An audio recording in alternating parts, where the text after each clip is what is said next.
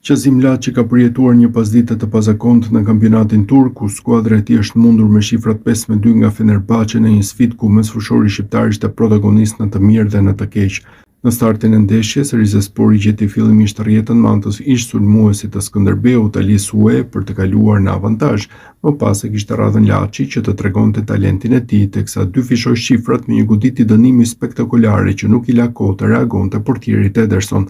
Megjithatë, situata do të ndryshonte plotësisht në pjesën e dytë, ku miqt fillimisht barazuan rezultatin në 2-2 dhe më pas Laçi pa kartonin e kuq, teksa u ndëshkua dy herë me të verdhë brenda 6 minutash dhe la lojën mes protestave për qyshtarin. Në superioritet numerik, Fenerbahçe dominoi ndeshjen dhe shënoi 3 herë të tjera duke fituar sfidën me shifrat 5-2.